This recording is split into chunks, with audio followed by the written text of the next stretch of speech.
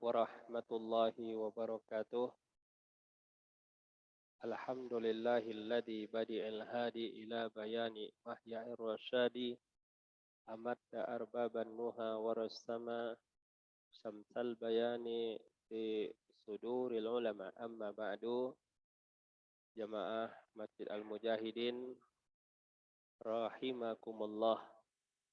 Alhamdulillah, pada malam hari ini kita bisa bertemu kembali melanjutkan pengajian kita kitab Bulughul Maram yang ditulis oleh Al-Imam Ibnu Hajar Al-Asqalani tentang salat Jumat.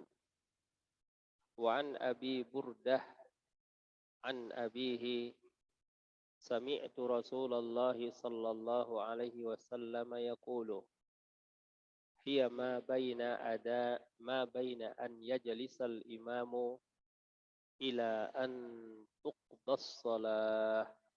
Rawahu Muslim wa rajjaha ad-Daraqutni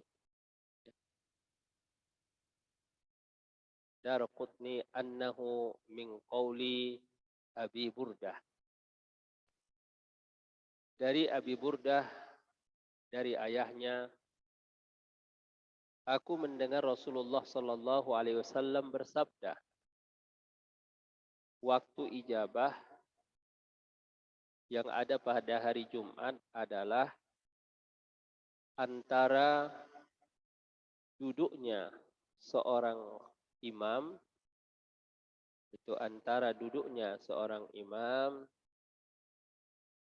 ila an tuqdas shalah, sampai salat selesai dilaksanakan, salat.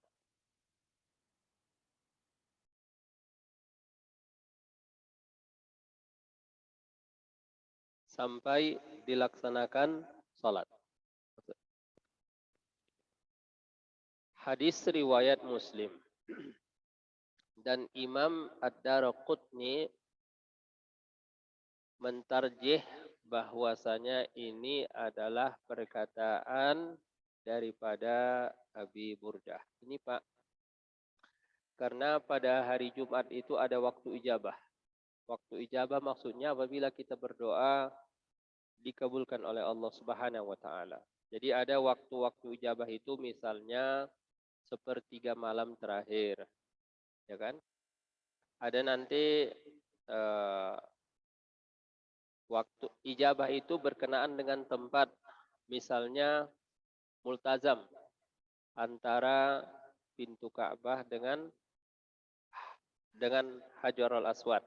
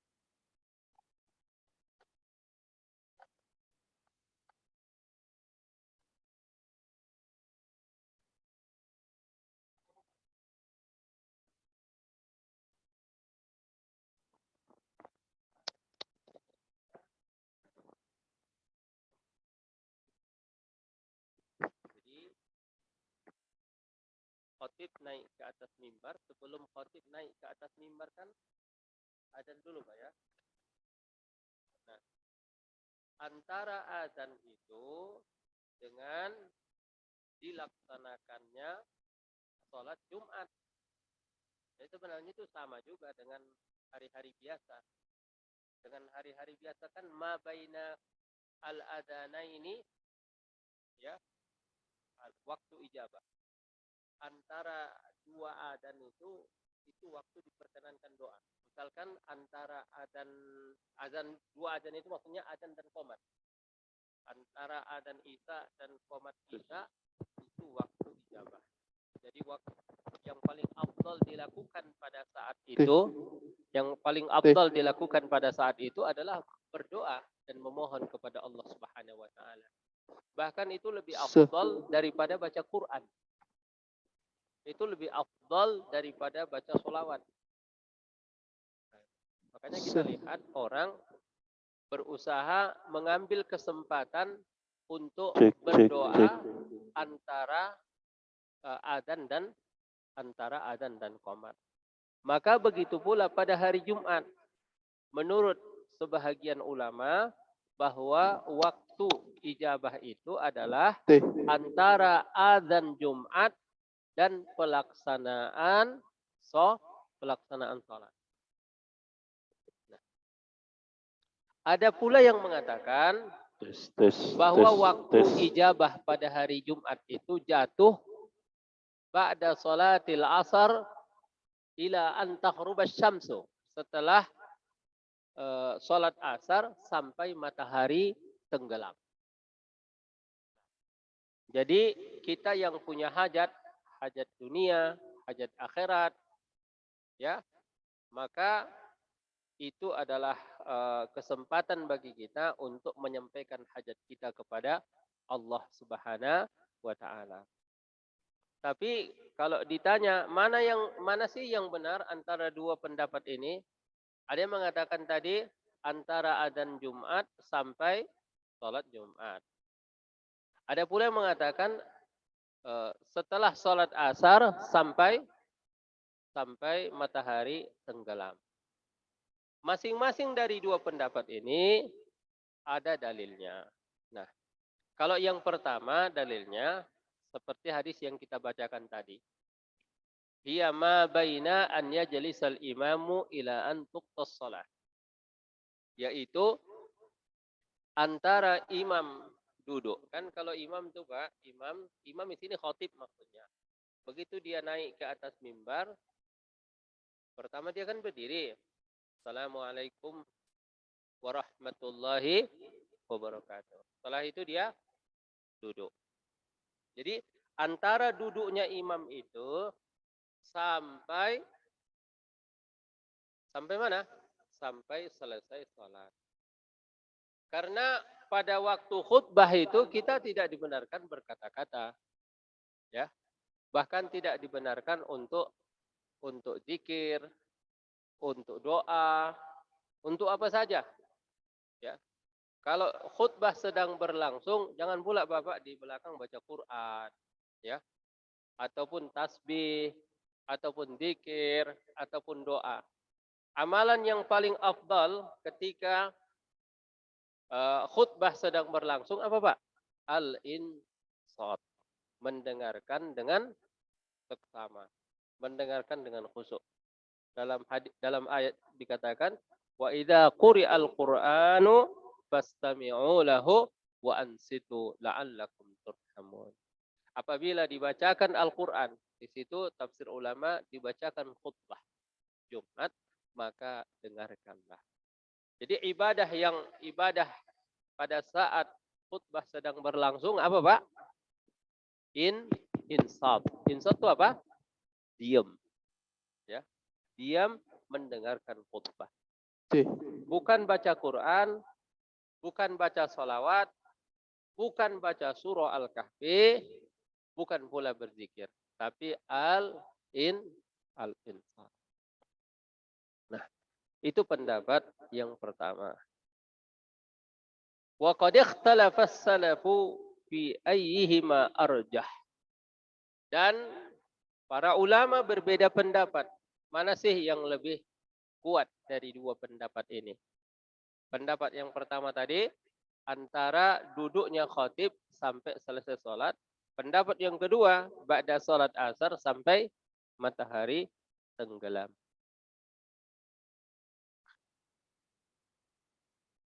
Al-Imam Al-Baihaqi meriwayatkan ya anna musliman qala hadisu Abi Musa ajwadu syai'in fi hadzal babi wa asahhahu.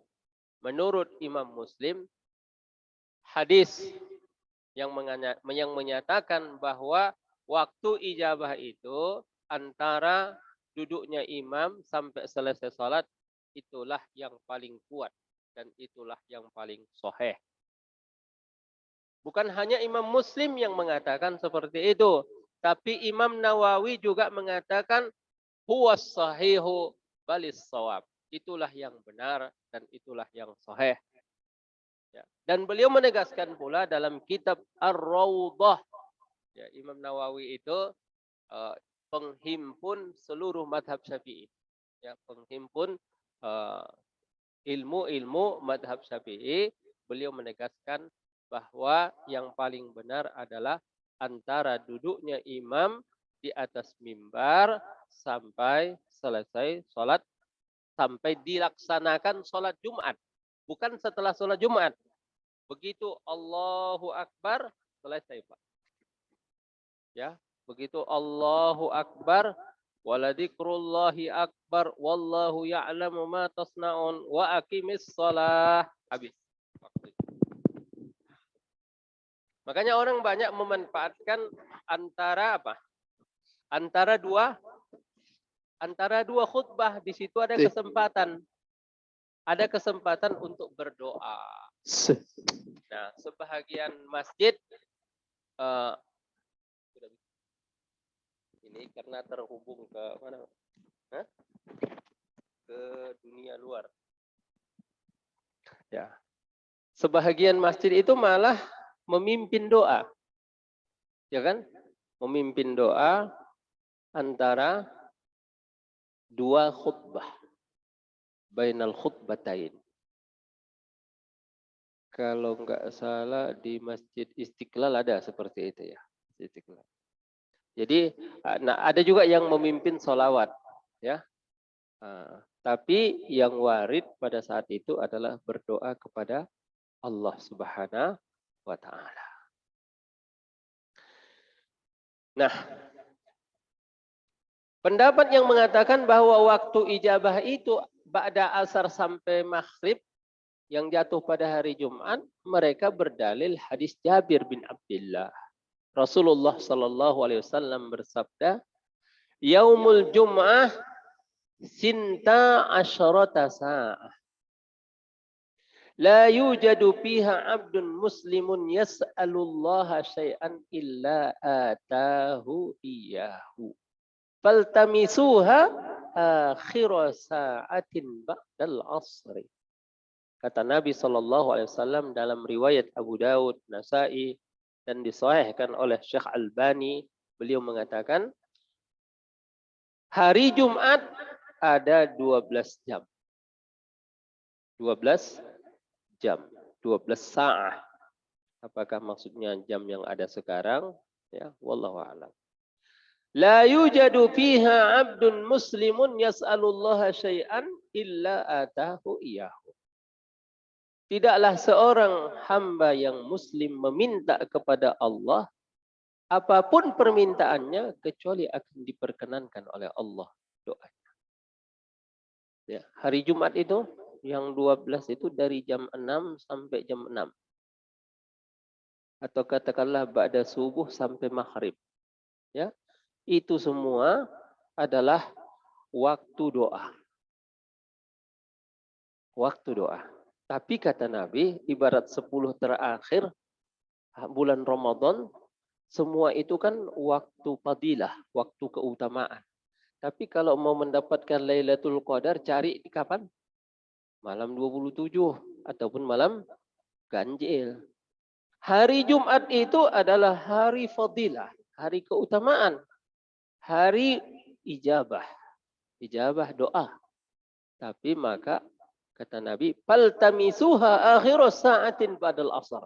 Maka carilah waktu ijabah itu, ya, dapatkanlah waktu ijabah itu di saat-saat terakhir, yaitu ba'dal asar, setelah salat asar sampai adzan maghrib. Yang berpendapat seperti ini banyak juga sahabat.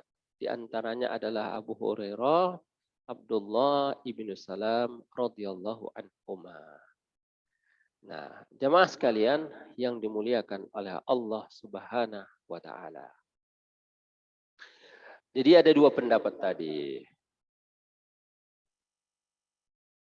Nah, akhirnya Al-Imam Ibnul Qayyim, murid daripada Al-Imam Ibnu Taimiyah, mengatakan bahwa waktu ijabah menurut saya dua-duanya waktu ijabah. Sejak imam, sejak khatib duduk di atas mimbar sampai dilaksanakannya sholat, itu waktu ijabah. Ba'da sholat asar sampai maghrib juga adalah waktu ijabah. Kenapa waktu itu waktu ijabah? Karena waktu itu adalah waktu berkumpulnya kaum muslimin. Pada waktu itu adalah kaum muslimin sedang melaksanakan sholat. Pada waktu itu kaum muslimin sedang bertadarru', merendahkan hati, merendahkan diri di hadapan oleh Allah Subhanahu wa taala. Maka dua waktu itu adalah diharapkan doa-doa kita akan dikabulkan oleh Allah Subhanahu wa taala. Nah, jadi apakah kita tunda doa kita hari Jumat, Pak? Ini kan masih hari apa nih? Masih hari Rabu. Enggak lah. Nah, itu. Kalau kita tunda, siapa yang menjamin umur kita sampai hari Jumat? Ya. Kita tetap berdoa setiap hari, dan kalau hari Jumat lebih khusyuk lagi kita dalam berdoa. Sebenarnya Pak, semua doa itu pasti dikabulkan Allah Subhanahu wa taala. Tidak ada doa yang ditolak asalkan memenuhi syarat. Seorang sahabat bertanya memohon kepada Nabi, yaitu kata dia, mintakan kepada Allah supaya doa saya mustajab. Kata Rasulullah kepadanya, atib mat'amaka takun mustajabat dakwah. Perbaiki makananmu, maka doamu akan dikabulkan oleh Allah Subhanahu wa taala.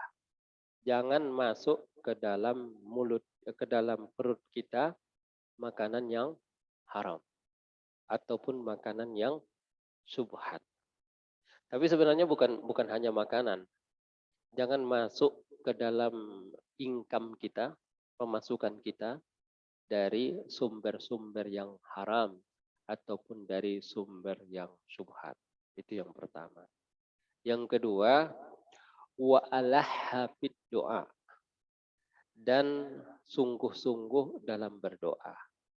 Ya. Bilang sama Allah, ya Allah, kalau engkau tidak mengabulkan doa saya ini, siapa lagi? Saya nggak tahu mau pergi kemana lagi saya. Itu. Tapi itu nggak boleh dilakukan kepada makhluk. Kalau kepada makhluk, Pak mau pinjam uang, nggak ada. Oh ya udah Pak, terima kasih. Itu aja.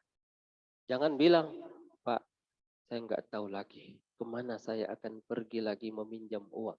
Bapaklah satu-satunya harapan saya. Oh nggak boleh sama manusia. Ya, Pak mau pinjam duit, ada keperluan saya. Boleh nggak? Kalau boleh, boleh. Kalau nggak, udah cukup sekali aja. Tapi kalau sama Allah, ya Allah, mohonlah ya Allah, ya saya tidak tahu lagi mau kemana saya pergi. Engkaulah satu-satunya harapan saya. Engkaulah yang bisa menyelesaikan masalah saya. Saya mohon kepadamu dengan sungguh-sungguh. Itu namanya wa ala hafid doa. Bahkan doa yang paling bagus itu doa orang yang kepepet. Dalam Quran ada disebutkan itu. Amma yujibul muttarra idza da'ah. Siapa yang mengabulkan doa orang yang sedang kepepet. Ya, misalkan dia naik kapal, kapalnya datang badai dan ombak, kapalnya pecah, ya. Kemudian semua yang di kapal itu berjatuhan ke dalam lautan, dia hanya mengandalkan satu pelampung gelap, ya, tidak ada hujan, angin kencang, ombak juga kencang, lautan tidak bertepi. Nah, di situ pasti dia kalau memohon sama Allah sungguh-sungguh doanya. Itu namanya doaul muttar. Doa orang yang sedang kepepet. Itu bagus kalau doa kita seperti itu. Kemudian juga di antara adab doa itu adalah membaca puji-pujian kepada Allah. Puji Allah, ya. Dengan puji-pujian alhamdulillahi rabbil alamin. Alhamdulillahi hamdan yuafi ni'amah wa yukafi'u mazidah. Ya Rabbana lakal hamdu kama yanbaghi li jalali wajhikal karimi wa azimi sultanik. Seru Allah dengan nama-nama yang mulia, dengan sifat-sifatnya. Nah, itu. Kemudian daripada itu, dalam berdoa, tadi membaca puji-pujian dan jangan lupa bersolawat kepada Nabi Muhammad sallallahu alaihi wasallam. Makanya orang kalau baca doa itu alhamdulillahirabbil alamin wassalatu wassalamu ala asyrafil anbiya'i wal mursalin wa ala alihi wa sahbihi ajmain. Kemudian jangan meminta kepada Allah menganggap Allah itu tidak mampu dan tidak bisa mengabulkan doa kita karena permintaan kita itu terlalu besar. Misalkan begini, ya Allah, ya Tuhanku, ampunilah dosa-dosaku. Ya, kalau nggak bisa semua, separuh pun nggak apa-apa. Itu nggak ada adab, nggak beradab, ya. Gitu. Kalau sama manusia biasa gitu Pak kan, Pak pinjam uang 10 juta dah. Kalau nggak ada 10, 5 juta pun nggak apa-apa. Sama manusia kan gitu. Kalau sama Allah nggak boleh. Itu nggak ada adab, ya. Nah, kemudian kalau berdoa kepada Allah, tunjukkan bahwa kita butuh sama Allah. Bilang begini, ya Allah ampunilah dosa saya. Ya. Jangan bilang ini, ya Allah ampunilah dosa saya, ya Allah. Itu pun kalau engkau mau. Ya, kalau nggak mau ya udah. Itu nggak sopan, nggak beradab. Ya. Nah, itu di antara adab-adab doa. Tapi di antara adab doa itu adalah asy'as akhbar. Asy'as akhbar. Dalam hadis ke-10 dalam kitab Arba'in An-Nawawiyah disebutkan bahwa seorang yang sedang berdoa itu asy'as akhbar. Rambutnya kusut, pakaiannya lusuh. Maksudnya apa? Orang kalau pakaiannya kusut, rambutnya kusut, pakaiannya lusuh, di tengah-tengah orang yang pakai pakaian yang rapi, bersih, mahal, maka dia down, ya, down. Maksudnya orang yang sedang berdoa itu orang seperti orang yang sedang down, ya, merendahkan dirinya serendah-rendahnya di hadapan Allah Subhanahu wa taala. Itu berarti doanya kemungkinan besar akan dikabulkan oleh Allah Subhanahu wa taala. Tapi ada orang yang bilang begini, saya udah 25 tahun berdoa sama Allah. Ya, ada orang minta jodoh misalnya. Udah 25 tahun saya, tapi jodohnya nggak dapat-dapat. Mungkin mau dikasih jodoh bidadari nanti. Maksudnya apa? Diijabahnya doa kita itu bukan seperti yang kita inginkan, tapi seperti yang diinginkan oleh Allah. Makanya seorang ulama berkata, saya kalau doa saya langsung dikabulkan, saya bilang alhamdulillah. Kalau nggak dikabulkan langsung, saya bilang alhamdulillahnya 2 kali. Kenapa? Kalau langsung dikabulkan, itu kan pilihan saya. Itu kan kemauan saya. Tapi kalau nggak dikabulkan, berarti Allah ada kemauan Allah Subhanahu wa taala yang tidak sesuai dengan kemauan kita. Mana lebih baik, kemauan Allah atau kemauan kita? Kemauan Allah Subhanahu wa taala. Ya. Jangan terburu-buru mengatakan doa kita itu enggak dikabulkan, sebab Nabi Musa berdoa, Rabbana tmis ala amwalihim washdud ala qulubihim fala yu'minu hatta yarawul adzabal alim. Ya, ya Allah, binasakanlah Firaun, kata dia. Ya, Rabbana tmis ala qulubihim. Hatinya dicap aja ya Allah, kata ya. Eh, itu terkabul berapa tahun, Pak? 40 tahun. 40 tahun kemudian baru dikabulkan oleh Allah Subhanahu wa taala. Nah, jadi ataupun mungkin doa kita itu dikasih Allah yang lebih baik daripada yang kita doakan. Misalkan kita minta kaya, ya, tapi kata Allah, ini orang kalau kaya nanti dia nggak ke masjid lagi. Kalau kaya nanti dia jadi sombong. Kalau kaya nanti dia nggak bayar zakat. Ah, biar aja lah hambaku ini miskin. Gitu. Inna min ibadi, di antara hamba-hambaku itu kata Allah, ada yang cocoknya buat dia jangan kaya. Sebab kalau kaya dia akan terpesona dengan kekayaannya dan akan terlalaikan dengan kekayaannya. Itu. Maka tidak dikasih Allah Subhanahu wa taala. Tapi ada di antara hambaku itu yang cocok buat dia kaya. Kalau miskin dia nggak ke masjid. Tapi kalau kaya, dia suka bersedekah, dia suka berimpak, dia suka bersosial. Nah, itu seperti itu. Jadi jemaah sekalian, doa-doa kita itu kita sampaikan kepada Allah Subhanahu wa taala. Tapi sebaik-baik doa adalah doa yang diajarkan oleh Allah dan juga diajarkan oleh nabinya. Sebab yang paling tahu maslahat kita siapa? Allah dan Rasulnya. Makanya doa di dalam Quran itu yang terbaik. Rabbana atina fid dunya hasanah wa fil akhirati hasanah wa qina adzabannar. Dalam surah Al-Kahfi ada juga doa. Apa? Rabbana apa? Wa hayyi' lana min amrina rasyada. Itu. Atau doanya Nabi Adam, Rabbana zalamna anfusana wa illam taghfir lana wa tarhamna lanakunanna minal khasirin. Tapi ini Ustaz doa yang dapatkan dari kiai. Kiai dapatnya dari mimpi. Ya. Kadang orang begitu, Pak, ya. Dia merasa itu doa lebih afdal. Padahal yang lebih afdal itu doa yang ada di dalam Quran. Baru setelah itu doa yang ada di dalam sunnah. Ya.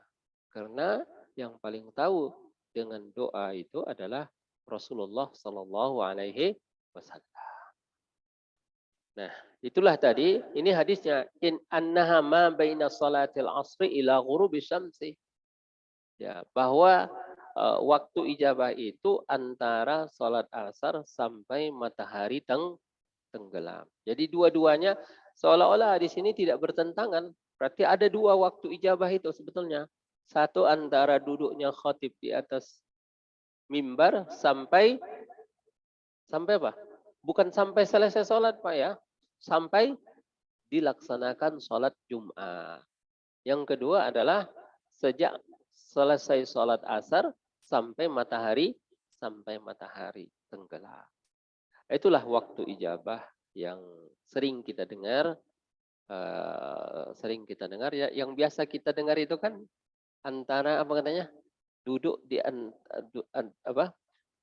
antara dua khutbah kan? Nah, gitu. Tapi sebenarnya bukan. Sejak khatib duduk di atas mimbar sampai terlaksananya sholat Jumat. Ya, sebelum kita pindah kepada hadis berikutnya, tafadhal Bapak dan Ibu tanyakan kalau ada model. Biar tidak terlupakan nanti. Iya, silakan Pak. Waalaikumsalam.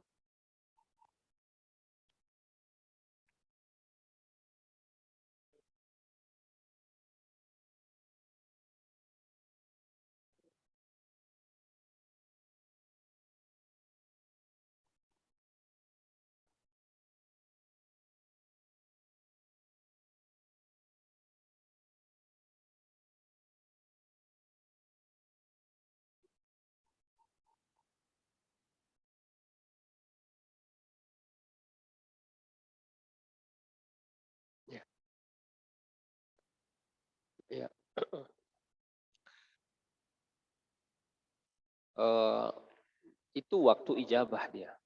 Waktu ijabah, dia mengambil kesempatan pada saat duduk di antara dua khutbah itu, Pak.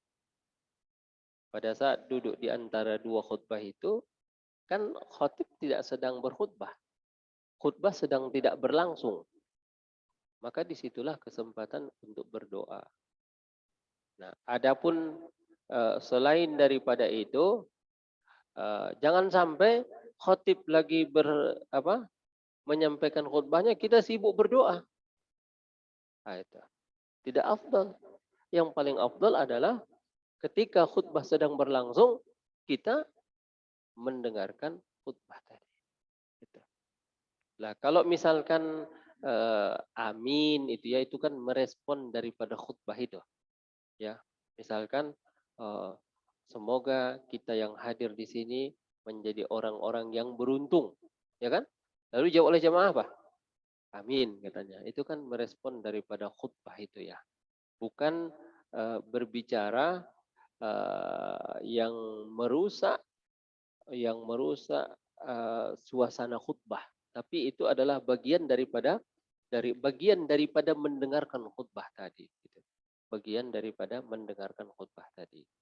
Jadi kalau mau berdoa, ya sejak imam naik ke atas mimbar sampai khatib sampai dia dilaksanakannya sholat Jumat, maka kesempatannya adalah duduk di antara dua khutbah itu, disitulah kesempatan untuk berdoa. Selain daripada itu mungkin ada kesempatan berdoa, tapi doa dalam hati aja lah, gitu ya. Berdoa dalam hati. Wallahu a'lam. Ya Pak.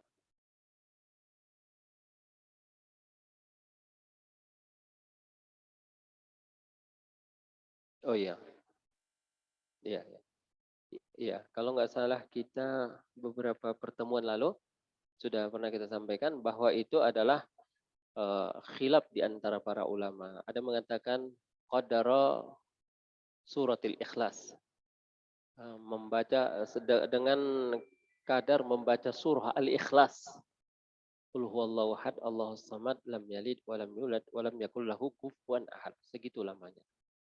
Ada mengatakan ukuran tumakninah dalam salat, yaitu subhana rabbiyal azimi wa bihamdi, ataupun subhana rabbiyal a'la wa bihamdi. Gitu. Kalau yang saya ingat dua itu. Satu ukuran tumakninah dalam salat, yang kedua adalah dengan membaca qul huwallahu ahad. Gitu. Ada juga mengatakan membaca beberapa ayat daripada Al-Quran. Bukan baca ayat, ukurannya adalah dengan ukuran orang yang membaca beberapa ayat daripada Al-Quran. Jadi pada saat itu kita menyampaikan doa kita kepada Allah Subhanahu wa taala pada hari Jumat. Nah, ketika khatib sudah khutbah lagi untuk khutbah yang kedua, maka kita insat. Insat itu mendengarkan isi khutbah tadi.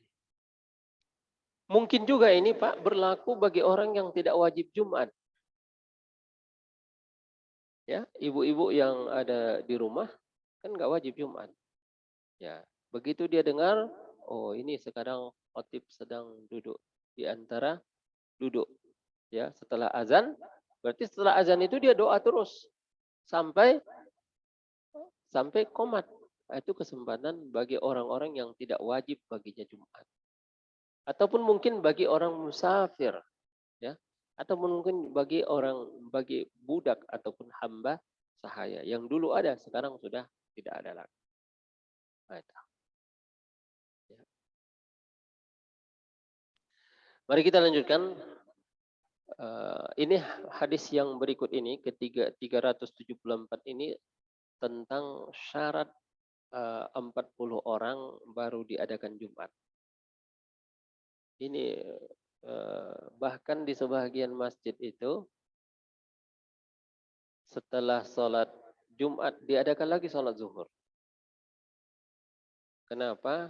Karena menganggap sholat Jumatnya nggak sah. Tapi tetap diadakan walaupun nggak sah gitu. Kenapa? Karena tidak terpenuhi syarat Jumat. Jadi rata-rata penduduk yang ada di tempat itu bukan penduduk asli katanya, tapi orang-orang pendatang. Nah, di sini nanti kita bahas apakah betul ada persyaratan 40 atau tidak. Ya. Wa an Jabir radhiyallahu anhu qala madatis sunnah anna fi kulli arba'ina fasa'idan jumu'ah rawahu Daruqutni bi isnadin dha'if.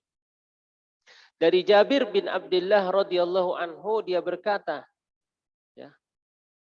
Dia berkata, berlaku bahwa pada setiap 40 orang ke atas wajib mendirikan salat Jumat. Hadis ini diriwayatkan oleh Daruqutni dengan sanad yang dhaif. Kata ulama, hadis ini bukan dhaif. Ya. Hadis ini hadis palsu. Hadzal khabaru isnaduhu fil hadisi sakitun wa talib. Hadis ini sanadnya gugur dan rusak sanadnya. Ya. Di sini ada saya kutip dari penjelasan ulama. Karena hadis ini riwayat yang meriwayatkannya ada seorang yang bernama Abdul Aziz bin Abdurrahman.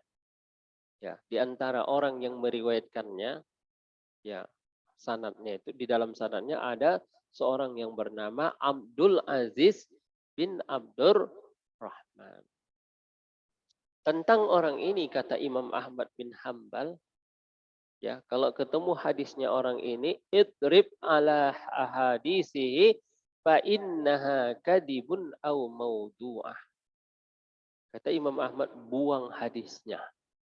Buang, lempar hadisnya. Karena hadisnya itu hadis bohong dan juga hadis palsu. Abdul Aziz bin Abdurrahman ini kata Imam Nasai apa? Laisa bi thiqatin. Tidak bisa dipercaya orangnya. Kalau Daruqutni mengatakan mungkarul hadis, hadisnya mungkar. Berkata Imam Ibnu Hibban, la yajuzu an yuhtajja bihi. Tidak boleh hadis-hadis orang ini dijadikan hujjah ataupun dijadikan dalil. Nah, berarti dengan keterangan tadi, ya, yang menyebutkan 40 itu gugur, tidak ada dalilnya dan tidak ada dasarnya. Jadi tidak memiliki dalil dan tidak memiliki dasar yang mengatakan syarat 40 orang baru diadakan Jumat. Nah, kalau begitu, kalau ada 3 orang boleh Jumatan nggak, Pak? Boleh. Kalau 2? Kalau 2 boleh nggak, Pak? Fa idza qudiyatis salatu apa? Ya ayyuhalladzina amanu idza nudiya lis salati mi yaumil jumu'ah fas'au. Fas'au itu artinya apa? Maka bersegeralah kamu. Kamu itu berapa? Kalau dalam bahasa Inggris 2, Pak. Kamu itu ya. Bahasa Arab enggak, 3 dia. Gitu. Dalam bahasa Arab kalau 2 itu namanya musanna. Ya, mufrad, musanna, jamak. Kalau dalam bahasa Inggris ada kalau 1 tunggal, kalau lebih dari 1 namanya jamak itu ya. Jamak. Kalau dalam bahasa Arab tidak. Fas'au, maka bersegeralah kamu. Kamu itu berapa? 3, berarti 3 orang udah boleh Jumat. Jadi ulama pun berbeda pendapat. Berapa sih jumlah orang supaya Jumatannya sah? Maka yang berpendapat 40 orang itu yaitu termasuk Imam Syafi'i. Apakah 40 itu termasuk diantaranya khotib ataupun imam? Ya, kata dalam mazhab Syafi'i ada mengatakan iya, ada mengatakan tidak. Kalau mengatakan iya berarti totalnya 40. Kalau mengatakan tidak berarti totalnya 41 orang. Ada yang berpendapat seperti itu. Ya, tapi nggak perlu dibidah-bidahkan karena memang ada ulama yang berpendapat seperti itu. Tapi menurut Imam Abu Hanifah bahwa terlaksananya sholat Jumat itu dengan 3 orang. Ya. Fala tajibu idza lam yatimma hadzal qadar. Kalau cuma ada 2 orang di kampung itu, maka tidak wajib Jumat. Kenapa? Karena jumlah orangnya kurang. Apa dalilnya? Dalilnya fas'au ila dzikrillah. Bersegeralah kamu. Kamu itu sekurang-kurangnya berapa? 3. Itu dalilnya.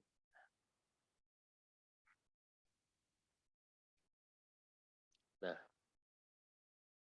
tapi menurut Imam Ahmad bin Hambal, anna syartiyata ayyi syai'in fi ayyi ibadah la yakunu illa andal. Bahwa mensyaratkan sesuatu dalam ibadah nggak boleh sembarangan.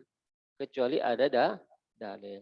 Dan di sini tidak ada dalil secara tegas baik dari Quran ataupun dari sunnah. Fas'au itu diambil dari pemahaman saja. Mana hadis Nabi yang menyatakan itu secara tegas? Ada enggak? Kagak ada katanya. Nah, maka oleh karena itu menurut mereka wal isnadi aqallu ma yatimmu bihil jamaah. Dan 2 orang adalah sekurang-kurang jumlah jamaah. Ya, kalau 2 orang udah bisa sholat jamaah, Pak. Ya. Berarti kalau cuma ada 1 orang di kampung itu nggak wajib Jumat. Tapi kalau ada 2 wajib. Kenapa? Karena 1 imam, 1 makmum. Jadi oleh karena itu kira-kira manalah yang paling kuat pendapat itu? Ada mengatakan 40, ada mengatakan 3, ada mengatakan 2. Jadi kesimpulannya persyaratan 40 itu tidak memadai dalilnya. Seperti itu. Bapak dan Ibu sekalian yang dirahmati Allah Subhanahu wa taala. Itu ya. Ada pertanyaan, Pak, tentang ini? Ya. Waalaikumsalam.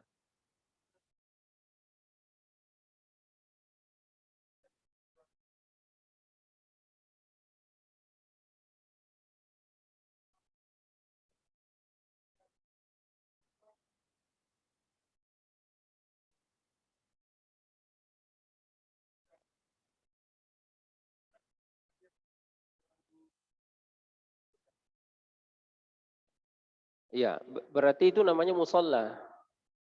Musola, musola itu tempat sholat tapi tidak diadakan Jumat. Ataupun surau, namanya, ataupun langgar, ataupun mandarsah namanya. Kalau di Aceh sana namanya mandarsah gitu ya. Nah itu boleh Pak. Karena seabdal-abdalnya Jumat itu diadakan di masjid jami. Kalau bisa, kalau memungkinkan sebenarnya satu kecamatan itu satu aja sholat Jumatnya. Kalau bisa. Jadi kita di kecamatan Duren Sawit ini maunya ada satu masjid besar gitu yang bisa menampung orang satu kecamatan, lalu di situ diadakan sholat Jumat. Nah, kalau bisa begitu, tapi kayaknya nggak bisa. Gitu. Makanya setiap jarak berapa meter sudah ada masjid. Ini masjid, situ nanti ada masjid, situ lagi masjid, situ lagi masjid. Ya, gitu. Kenapa? Karena jumlah orang udah sangat banyak. Gitu ya. Gitu. Nah, jadi kalau Jumat itu semakin banyak jumlah jamaahnya semakin afdal. Ya. Cuma jangan sampai karena jauh sehingga orang-orang nggak bisa melaksanakan sholat Jumat. Jadi tapi kalau umpamanya di satu ini kan tadi patokannya kecamatan, kecamatan kelurahan, kelurahan juga terlalu tidak sanggup. Satu kelurahan satu masjid nggak sanggup. Satu RW satu masjid, hah? Ini satu RW Pak ya? Iya itulah. Nah, tapi kalau bertambah banyak lagi orang nanti, satu RT, satu masjid. Ya. Tapi nampaknya bukan satu RT Pak ya? Satu RW ya? Rata-rata satu RW ya. Gitu. Wallahu a'lam. Jadi tidak ada masalah ya. Wallahu. Jazakumullah khairah. Insyaallah kita lanjutkan hadis yang ke-375 pada pertemuan yang akan datang. Wabillahi taufiq wal hidayah. Assalamualaikum warahmatullahi wabarakatuh.